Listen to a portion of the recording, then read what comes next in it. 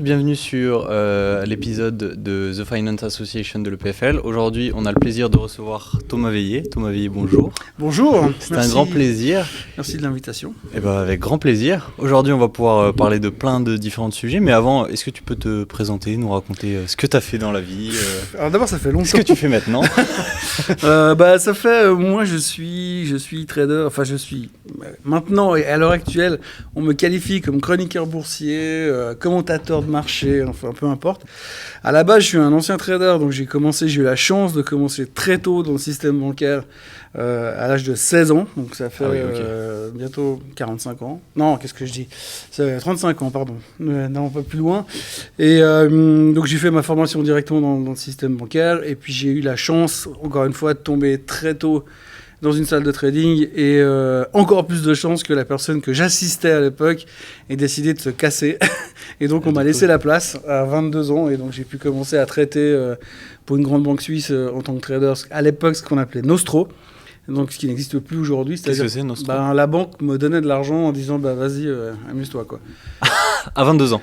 Ouais, ça se faisait beaucoup à l'époque. C'est incroyable. Ça ne se fait quasiment plus en Suisse aujourd'hui, ça existe encore aux États-Unis, en Angleterre encore, mais c'est assez particulier. Et puis, mais en Suisse, à l'époque, on nous donnait un montant. Moi, j'ai commencé, j'avais 3 ou 4 millions, qui était l'argent de la banque. Et on était censé rendre plus à la fin de l'année, à la fin du mois déjà. Et donc, j'ai fait ça pendant pas mal d'années. Au début, sur le marché suisse. Ensuite, j'ai basculé assez rapidement sur les marchés américains. Dans les banques suisses à l'époque, c'était la mode de la restructuration, donc on changeait un peu de poste tous les 6 mois. Okay. Mais toujours là-dedans. Et je me suis retrouvé aux États-Unis 5 ans, 6 ans plus tard, à New York, à Wall Street. J'ai fait un peu plus d'1 an là-bas. Là, j'étais pas trader, j'étais sales, ce qu'on appelle sales. Donc je m'occupais de traiter les ordres que je recevais de Suisse sur le marché américain. Okay. Revenu en Suisse, fait différentes banques à Genève, avant de me rendre compte que c'était pas trop ça. Et puis j'ai atterri dans un hedge fund à Genève où j'ai géré la partie long short equity sur l'Europe. Donc je traitais les marchés de nouveau, mais pour un fonds d'investissement. Et là, le but c'était de gagner à la hausse comme à la baisse, en théorie. Et puis j'ai fait 5 ans là-bas dedans. Et j'ai arrêté à ce moment-là de traiter. J'en avais marre, j'avais 33 ans, 34 ans. Et à un moment donné, c'est usant, en fait, cette pression permanente de devoir faire du résultat, de gérer du stress en permanence, de ne pas avoir une soirée normale en se disant ça baisse encore 3% ce soir, combien je vais perdre demain. Et puis, j'ai rejoint à nouveau l'UBS et j'ai fait 4 ans dans l'advisory. Donc là, je ne faisais plus que du conseil. En gros, c'est les clients qui prenaient les risques. Et puis à ce moment-là, j'ai commencé à écrire. Je voulais faire une chronique boursière pour mes collègues, pour les gérants de fortune de la banque, avec l'envie de parler de finances assez facilement, parce que dans la banque, à l'époque et encore aujourd'hui, on a tendance à vouloir trop faire comprendre aux clients que finalement c'est super compliqué et qu'il ne peut pas comprendre parce qu'il est trop stupide, donc il ne peut pas. Voilà. Donc du coup, moi, ton but, c'était vraiment de montrer démystifier. Voilà, okay. Si on peut résumer, je voulais démystifier ça. Donc j'ai commencé à écrire un truc pour rigoler, et puis que je distribuais dans les bureaux autour de chez moi. Même au début, c'était par écrit, après c'était par mail. Et après, les gens se sont abonnés à la liste de distribution, 100, 200, 300, 400, 500. Puis je me suis vite retrouvé avec trop de monde sur la liste pour que ça fasse plaisir à la banque où je travaillais. Parce que j'étais évidemment pas analyste, j'étais pas stratégiste. Ouais. Donc du coup, le fait que je donne mon avis, ça plaisait pas. Et donc du coup, j'ai dû partir undercover. Donc j'ai créé un blog à l'époque, c'était révolutionnaire. C'était en quelle année ça ? 2006. Ah ok. Donc là, ça fera 18 ans au mois de février. Et j'ai fait le calcul ce matin, j'en suis à 4700 chroniques boursières écrites. 4700 ouais. Depuis 2006, à peu près. Hein. Tu commences à maîtriser le domaine. Oui, je connais un peu. Voilà. Et en fait, du coup, j'ai pris à ce moment-là, un pseudonyme qui s'appelle Morning Bull, qui est resté depuis. Et puis là, ça a pris vraiment beaucoup d'ampleur parce qu'en plus, les gens ne savaient pas qui j'étais derrière. Donc, du coup, il y avait ce côté anonymat qui plaisait pas mal. Et j'ai fait ça pendant 2-3 ans. Et puis, à un moment donné, j'ai craqué. J'ai dit, ouais, moi, c'est bon, le système bancaire, j'ai fait le tour, je vais arrêter. Et donc, je suis parti. J'ai créé mon propre fonds à une période qui n'était pas vraiment facile puisque je suis parti en 2011 j'ai commencé mon fonds en 2011 en pleine crise grecque à l'époque. Ça n'a pas marché comme je voulais, j'ai arrêté, j'ai fait pas mal de choses pendant plusieurs années. Et puis finalement, j'ai créé investir.ch. Et depuis maintenant 6-7 ans, j'écris des chroniques sur investir.ch. Ça a développé avec d'autres relations, avec d'autres médias. Maintenant, YouTube avec Swissquote, donc depuis 2 ans. Donc on est passé de rien à 25 000 followers en 2 ans. C'est rien par rapport aux followers, aux youtubeurs habituels. Mais enfin, pour moi, à mon âge avancé, ça faisait bizarre. Ouais, mais dans le milieu de la finance, 25 000 Ouais. abonnés, ça commence à être Ça fait important. beaucoup. Ouais, ça fait beaucoup. On rebondit. Donc maintenant, on essaie de taper sur la France aussi. Et c'est toujours le but de vulgariser, de simplifier, de rendre les choses un peu marrantes, parce qu'il faut quand même pas se leurrer. C'est quand même pas super fun comme milieu tout le temps. C'est très fun. Moi, j'ai eu beaucoup de plaisir toute ma vie. Je m'amuse encore aujourd'hui, ce qui est le principal.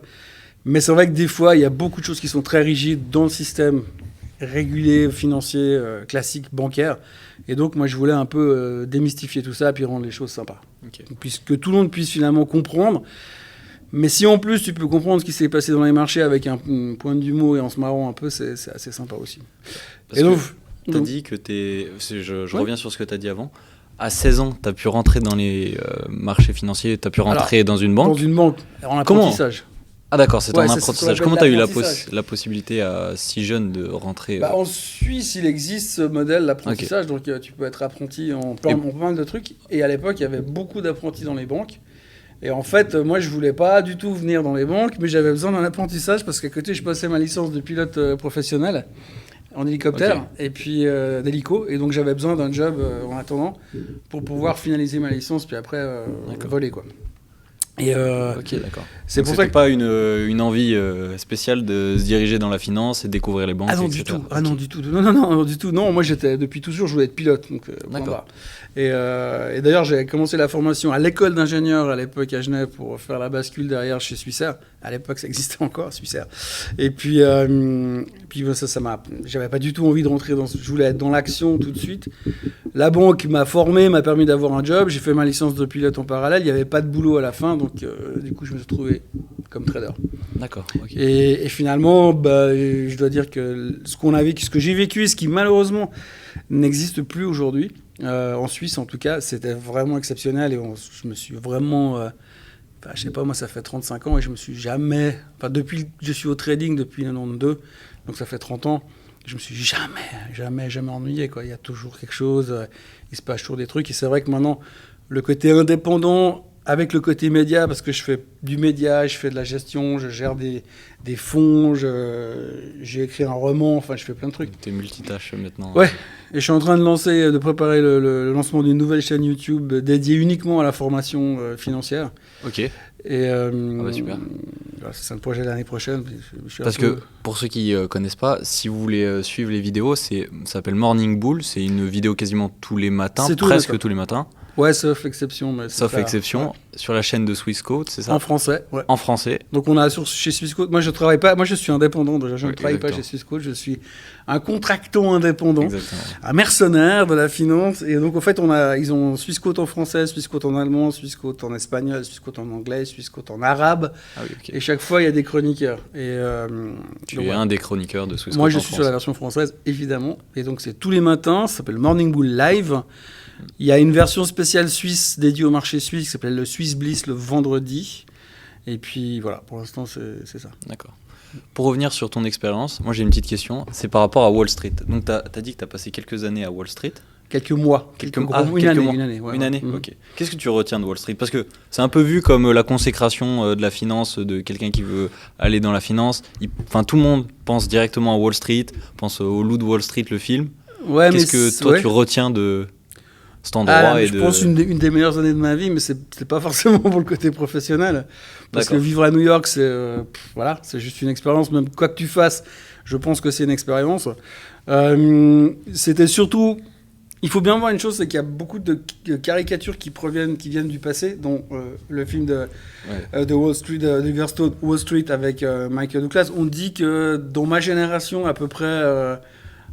une grosse moitié des gens qui font ce métier-là le font à cause de ce film-là. Oui, clairement. Parce que c'était un mythe. Pourtant, ça n'a rien à voir avec ce qu'on vit aujourd'hui dans les salles, c'est pas ça du tout. Et donc, du coup, c'est un peu une grosse déception, parce que moi, j'ai eu la chance de bosser 2-3 jours sur le floor Donc vraiment le truc où on voit les gars à la télé, mais là il se passe plus rien, c'est juste c'est du show-off, il y a quasiment plus de volume qui passe par le floor, tout est électronique dans les salles, donc... Ok, quand tu dis le floor, c'est quoi? Alors le floor à New York, c'est quand tu vas à Wall Street, à la rue Wall Street, Ok. il y a un immense bâtiment avec ses colonnes, ça c'est la bourse de New York, le New York Stock Exchange. À D'accord. l'époque, tout se passait là. Et Ok. maintenant, il y a toujours des gars, mais c'est plus pour faire coucou, on est là, regardez, c'est un peu les singes savants où les gens, ah, ils sont là. Mais en fait, c'est pas du tout ça. Les gros deals se font plus là, ça se passe tout électroniquement à cause de l'arrivée des bourses électroniques. D'accord. Donc ça a bien changé. Et quand moi je suis arrivé en 98, c'était déjà vachement en train de changer. La bourse suisse était déjà passée à l'électronique à l'époque. Les Français étaient déjà électroniques. Le DAX était déjà électronique. Moi j'ai vécu cette transition. Je suis arrivé en 92. À la bourse suisse, on criait encore. À la corbeille, il y avait des corbeilles. On était autour d'une corbeille et les gens ils criaient pour échanger les actions. Ah oui, Oui, ça paraît un autre. Pourtant, j'ai vécu Incroyable. ici. Non, mais c'était, ça a évolué à une vitesse hallucinante parce que entre 95, on a fait les premiers tests de la bourse électronique, et en 97-98, ça s'est mis en place. Et regarde où on est aujourd'hui, c'est maintenant, tout se fait. 25 ans plus tard, c'est monstrueux. Et moi, j'ai vécu tout le cheminement. Et j'ai que 51 ans, donc c'est pas non plus monstrueux comme expérience. J'ai pas 75 ans, voilà. Mais à New York, quand je suis arrivé, c'était déjà un petit peu autre chose. Les stars, c'était déjà les mecs qui traitaient le Nasdaq, toutes les boîtes de technologie à l'époque, les Intel, les Microsoft qui étaient déjà cotés sur le Nasdaq à l'époque. Mais c'était énorme parce qu'il y avait vraiment une vie dans ces salles où les gens, tu voyais qu'on était à un autre monde. Ils sont beaucoup plus connectés que nous, entre personnes, dans le sens networking. Il n'y a pas Facebook à l'époque, ni LinkedIn, mais en fait, comme ils ont tous été à l'école, au collège, machin, ils se connaissent tous. Ils sont tous des anciens de là-bas, d'ici, machin. Et donc, ils sont dans toutes les salles de trading et ils se parlent. Donc, le gars qui est chez Goldman, il parle au mec qui est chez Morgan. Donc, ils ont des informations, ils ont un tissu d'informations qui circulent. Aujourd'hui, ça se fait sur Twitter. Mais je veux dire, allez, voilà, ça vraiment, c'était énorme. Mais en même temps, en tant que Suisse là-bas, t'arrives, on te donne pas les mêmes responsabilités, parce que t'es pas américain, donc c'était un petit peu différent quand même. Mais c'était une espèce de démystification, parce que moi j'imagine aussi plein de choses par rapport à Wall Street. Le loup de Wall Street n'était pas sorti à l'époque, mais je connaissais l'histoire de Jordan Belfort. Mais donc tu vois que cette période, sexe, drogue et rock'n'roll, enfin cocaïne de l'époque du loup de Wall Street, moi j'ai pas connu. Donc je le dis tout de suite. Les soirées avec les prostituées, j'ai pas connu non plus. Tout ça, ça n'existait déjà plus. On était déjà sur une bascule où on a rentré l'avènement de la rigidité du système financier est arrivé dans les années 2003-2004. Et ça avait déjà commencé à se mettre en place avant. Et depuis, c'est la tôle, quoi. Donc c'est l'armée. Okay. L'armée, pas la tôle, l'armée. Et qu'est-ce que tu conseillerais pour un jeune homme, une jeune femme qui veut se lancer dans la finance, qui veut rentrer dans la finance après ses études? Devenez pilote d'avion. Ah oui, fuyez. Non, alors de nouveau, moi, on me pose tout le temps la question. Chaque fois que je rencontre des gens de votre génération, on me dit ouais, mais qu'est-ce que je dois faire pour aller dans ce milieu-là? Alors déjà, qu'est-ce que tu veux faire? Aujourd'hui, le monde de la finance, il est immense, très large. Il s'est bien développé parce qu'avant, il y avait les banques. Aujourd'hui, on a quand même les banques et les fonds d'investissement. Et c'est là que c'est plus intéressant parce qu'eux, ils prennent du vrai risque et puis ils prennent des décisions qui sont beaucoup plus carrées, alors que les banques sont devenues beaucoup plus tempérées, ou pour prendre du risque dans une banque, ça devient beaucoup plus de diplomatie et beaucoup plus de politique, j'ai envie de dire. Mais aujourd'hui, de toute manière, le chemin inévitable pour arriver dans un job intéressant dans la finance de marché, entre guillemets, parce qu'après il y a plein d'autres jobs, mais dans la finance de marché, de toute façon, c'est les hautes études. C'est l'université, c'est EPFL. Si tu n'as pas un niveau ultra élevé en mathématiques, en physique, en machin comme ça, les banques, ils ne discutent même pas. Le problème, c'est que c'est pas que ça marche à tous les coups à cause de ça. Oui, mais c'est ce qu'on appelle, j'étais l'autre jour dans une émission de radio, c'est ce que j'appelle la cover my ass strategy. Donc en fait, les banques, ils engagent des gens qui sont surqualifiés. Comme ça, le jour où il y a une merde, ils disent « Ah, mais lui, il est super intelligent. » Donc j'ai engagé un mec brillant. Donc ça aurait pas dû arriver. Ça arrivait quand même, mais j'ai pris le haut du panier. Alors que si tu as engagé un gars qui a appris son métier sur le terrain, ils vont dire pourquoi vous avez pris ce gars-là. Voilà. Moi, le meilleur trader que j'ai rencontré dans ma vie, le mec, il a une formation de boulanger, quoi. Et c'est le meilleur que j'ai jamais vu. Et aujourd'hui, il vit très, très, très bien. Et il a gagné alors qu'il est boulanger à la base, quoi. Donc, mais simplement aujourd'hui, malgré son expérience, malgré son track, malgré le fait qu'il a prouvé qu'il a gagné des milliers et des millions de francs probablement dans son job, il n'y a pas une banque qui va le prendre parce qu'il n'a pas un CV long comme le bras en termes de diplôme surtout. Donc c'est diplôme. Okay. Ou alors il faut pouvoir rentrer dans un hedge fund, mais aujourd'hui un hedge fund, ils vont aussi demander beaucoup de diplômes, et surtout qu'il y a beaucoup de hedge funds qui sont passés sur le côté quantitatif. C'est tout électronique, c'est des algos, etc. Ouais. C'est plus vraiment le côté j'aime bien, donc j'y vais, quoi. D'accord. Ça a eu existé aujourd'hui. Beaucoup plus carré. Ouais. Bah, de toute façon, aujourd'hui, la finance, en gros, c'est pile ou face. Hein. Tu as une chance sur 2 d'avoir juste. Il ne faut pas se leurrer. Un bon trader qui fait 6 trades sur 10 qui est juste, c'est que le gars, il est au-dessus du panier. Le gars qui fait 8 trades sur 10, c'est un surdoué. Le gars qui fait 10 sur 10, c'est un menteur. Donc, c'est pas possible. Le gars qui dit « moi, je gagne à tous les coups », c'est un menteur. Il s'appelle Bernard Madoff, il a fini en tôle, on connaît l'histoire. Donc, ça n'existe pas.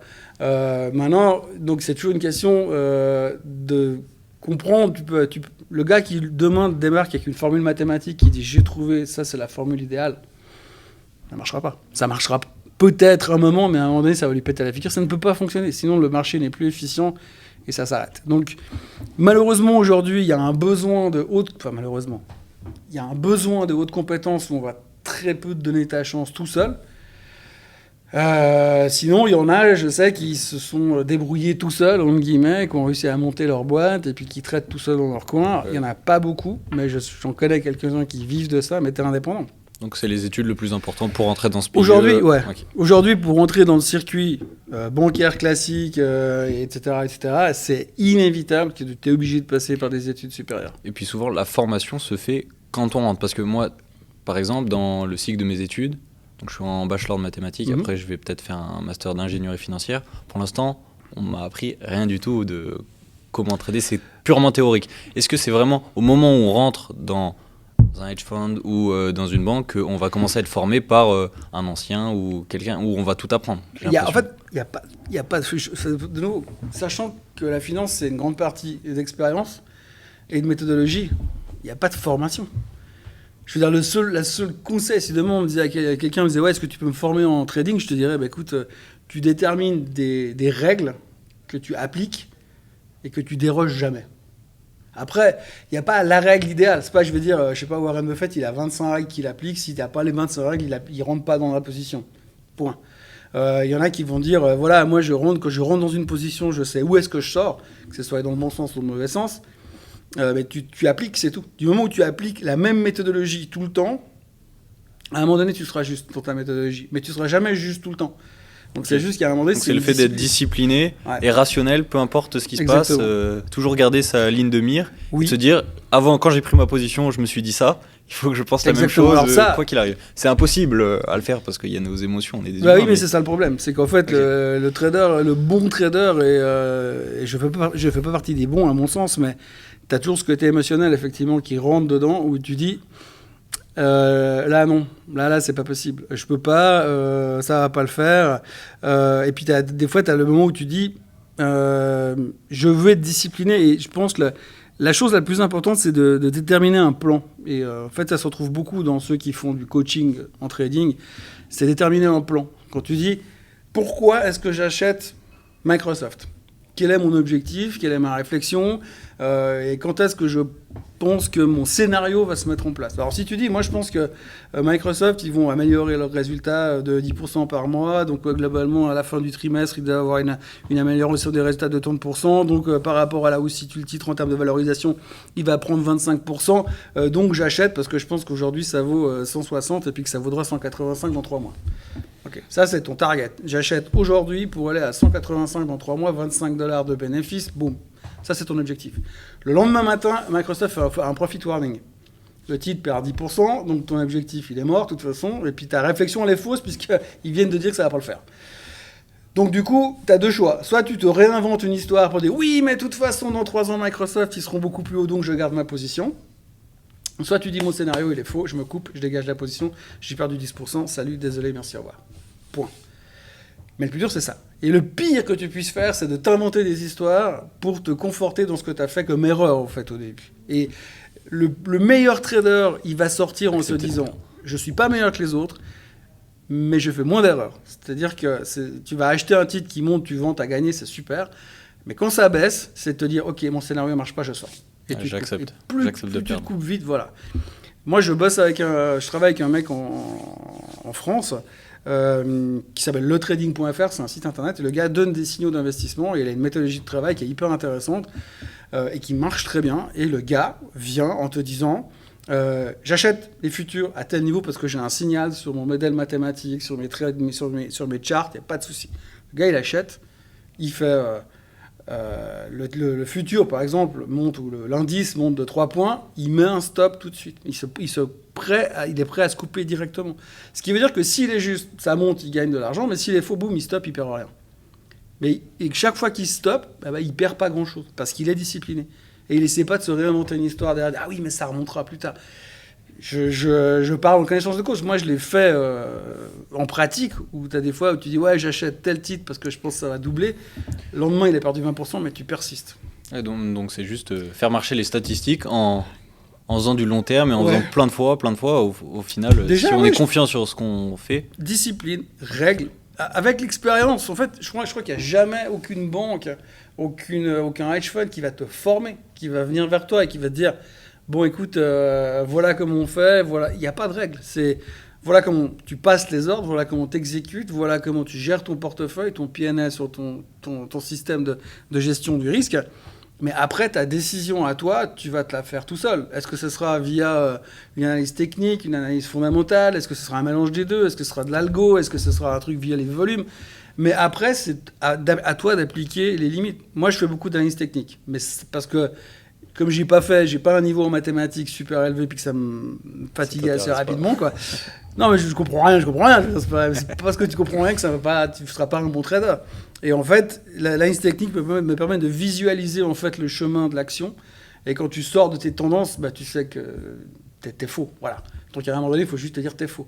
Et je pense de l'expérience que plus tu es capable d'admettre ton erreur vite, plus tu passes à autre chose, moins tu traînes des positions pourries que tu as dans ton portefeuille qui te immobilisent de l'argent. Et puis à chaque fois, tu es obligé de te réinventer des histoires. Et pour l'avoir vécu sur des trucs, mais bateau de chez bateau, je suis obligé de dire qu'au bout d'un moment, il faut se réguler et puis prendre des décisions. Mais c'est juste de la discipline. Il y a pas, voilà. Après, il y a aussi l'expérience. Mais il y a des boîtes qui font de la formation pour devenir trader. J'ai de la peine à y croire. On peut t'inculquer des décisions. Je prends un exemple. Je regarde beaucoup de graphiques. Et à force de me taper des graphiques depuis 30 ans, il y en a, je les regarde aujourd'hui, je me dis, mais ça, je sais où il va.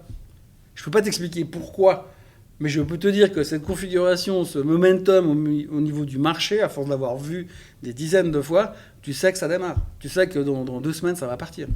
Et puis pourquoi, je ne sais pas, mais ça va partir. Je disais l'autre jour, je discutais avec un gars, un de mes thèmes de ces 3 prochaines années, c'est le Japon. Me demande pas pourquoi. J'ai jamais foutu les pieds là-bas. J'ai pas d'attache particulière avec le Japon. Je suis pas fan des sociétés qu'il y a au Japon. Mais quand je regarde le comportement du graphique du Nikkei depuis 35 ans et tout ce qu'on a eu comme problème, parce que le truc n'a pas bougé, c'était une stagflation, il s'est rien passé. Je vois le graphique aujourd'hui, je te parie que ce machin, il prend 30-40% dans les 2 ans à venir. Pourquoi? J'en sais rien. L'intuition, l'expérience. Voilà, ouais. Et ça m'est déjà arrivé sur des trucs sur le DAX, du coup tu dis, mais là il démarre, là c'est bon, ça part. Pourquoi? Je sais pas. C'est juste que tout d'un coup il y a tout qui bouge avec, et puis voilà. Donc c'est pour ça que malheureusement, en fait, tout le monde aimerait tous, j'aurais peut-être voulu à l'époque, mais moi tout ce que j'ai appris, c'est des gens que j'ai rencontrés dans les salles, c'est parce que j'ai posé des questions, parce que les gars ils ont dit oui, moi je fais ça, puis c'est des citations, c'est des trucs qu'on te dit, moi un des trucs que je reviens toujours dessus, c'est le marché n'apprend rien et il oublie tout, quoi. Ça c'est le gros truc classique. On se dit toujours, ouais alors puis tu vois, quand on s'inquiète de quelque chose, on va se rassurer avec le passé. Mais en fait entre deux, on s'en fout complètement. Je veux dire, on a une capacité d'oublier ce qui s'est passé il y a 3 jours, c'est hallucinant. Mais tout d'un coup, dès que le marché t'installe, on dit « Oh, mais attention, parce que généralement, après le 24 décembre, chaque année, quand c'est un président démocrate, le marché, il baisse de 12% dans les 64 précédentes années. » Ça n'a rien à voir, mais simplement, on se rassure avec ça. Alors que, des fois, on sait simplement le fait que c'est comme ça. Mais par contre, on a eu les minutes du FOMC meeting il y a une semaine en arrière. Tout le monde était surexcité. Demain, il y a les minutes. 4 jours après, qu'est-ce qui s'est passé? Je sais pas, je m'en fous. On a oublié. On a déjà passé à autre chose. Donc, on oublie tout. On a une mémoire de poisson rouge. Ça, c'est une grande thématique. Quand tu fais du trading à court terme, bien sûr. Donc, malheureusement, il n'y a pas de formation parce qu'il n'y a pas de règles. S'il y avait des règles et si ça marchait, il y avait un truc qui fonctionnait, bah oui, mais tout le monde aurait pris des cours. Et puis, il y aura des gars qui seraient... Mais là, quand tu regardes statistiquement, déjà, le trading pur et dur. Si on fait juste le trading, alors quand on parle de trading, pour moi, c'est j'achète ce matin, je vends ce soir, limite demain, mais c'est pas des positions que je garde pendant 6 mois. Ça, c'est la première chose. Ceux qui font ça, tu peux faire ça 20 ans et à la fin, tu auras bien gagné ta vie, mais tu ne seras pas forcément plus riche qu'au début, quoi. Par contre, si tu fais de l'investissement à la Warren Buffett, c'est pas tout à fait pareil. Là, tu n'auras pas une vie méga passionnante, mais par contre, tu auras gagné beaucoup, beaucoup, beaucoup d'argent. C'est une question de se positionner dans tout ça. D'accord.